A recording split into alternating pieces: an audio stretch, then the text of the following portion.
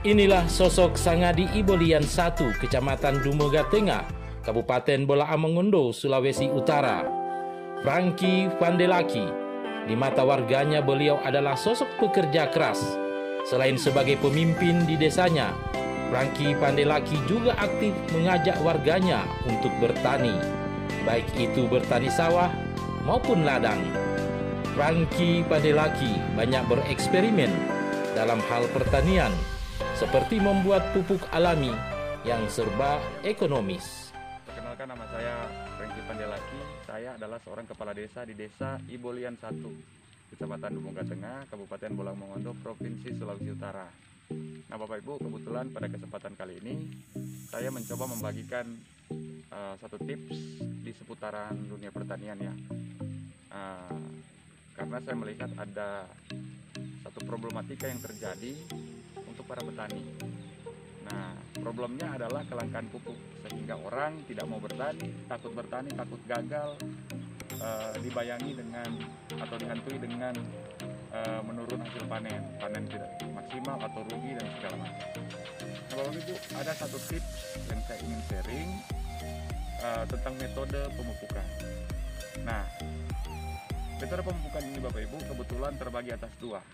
Yang paling pertama sistem tabur dan sistem foliar. Nah, yang dulu Bapak Ibu gunakan yaitu menaburkan pupuk ke tanah, di atas tanah atau di sebelah tanaman, itu dinamakan sistem tabur. Dan yang kedua Bapak Ibu ada yang namanya sistem foliar. Apa itu sistem foliar? Sistem foliar adalah metode pemupukan dengan menyemprotkan pupuk cair atau kimia sintetis ke daun. Nah, apa yang membedakan mungkin Bapak Ibu sistem foliar dan sistem tabur?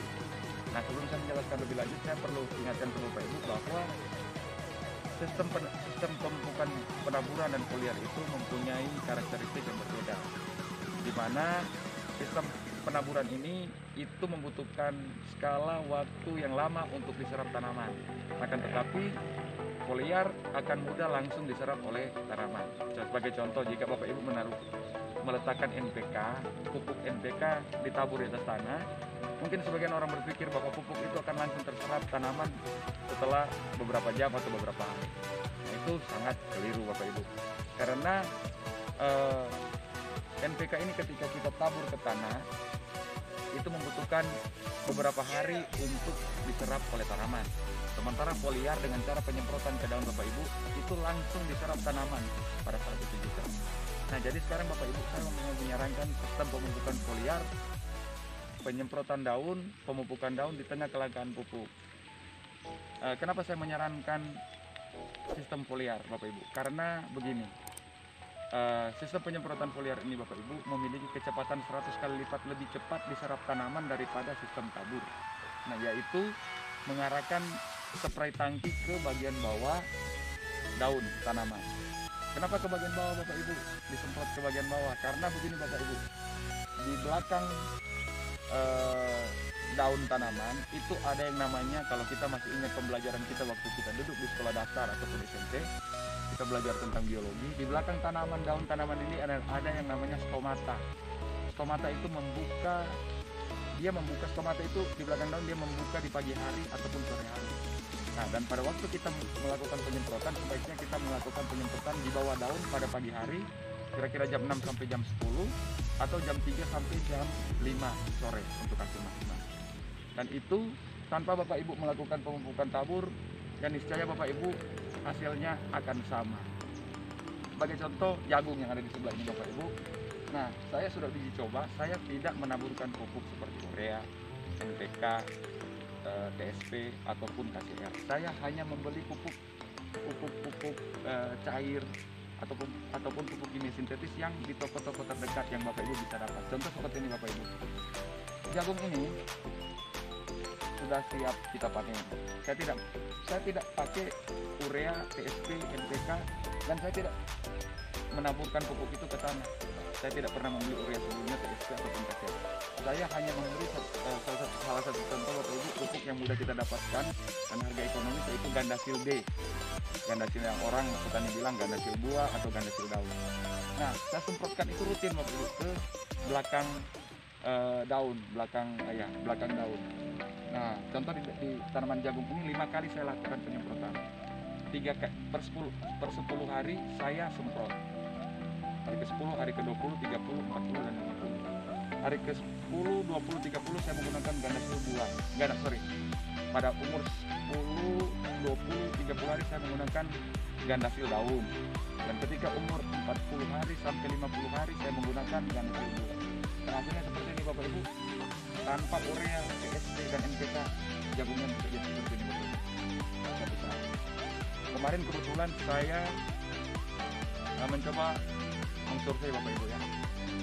Saya mengajak 16 petani perkebunan dan saya bertanya untuk bahan kepala besar. Saya bertanya ke mereka, Bapak, Ibu petani, kalau seandainya jagung yang sebesar ini kira-kira 1 hektar bisa dapat berapa ton? Nah, 13 sampai 14 orang diantaranya mengatakan jika jagung sebesar ini Bapak Ibu, potensi panennya tidak akan turun di bawah 8 ton.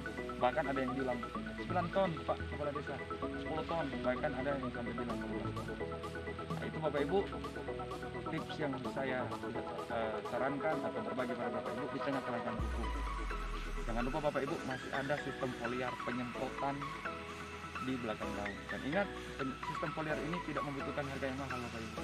Contoh kemarin 1 hektar itu saya di usia 10 hari 1 hektar saya hanya membutuhkan 1 bungkus Gandasil daun yang harganya 55.000 atau 45.000, saya sudah lupa.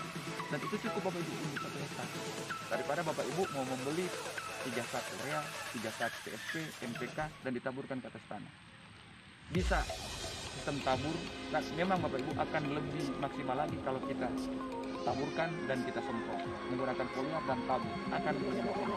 Tapi jika Bapak Ibu takut bertani di tengah kelangkaan pupuk, mari kita gunakan sistem foliar, sistem pemupukan daun. Dan itu harganya lebih ekonomis, lebih praktis. Dan ingat, sistem penyemprotan atau pemupukan foliar, kecepatan penyerapan nutrisi 100 kali lipat lebih cepat diserap tanaman daripada sistem tabur. Mungkin hanya itu Bapak Ibu yang saya sampaikan. Nanti di kesempatan berikutnya saya akan mencoba men-share selain penyemprotan foliar, cara apa yang kita harus lakukan untuk memperbesar buah, untuk meningkatkan hasil panen, tentang metode bertani di masa tengah pandemi ini. Saja yang saya bisa sampaikan. Terima kasih.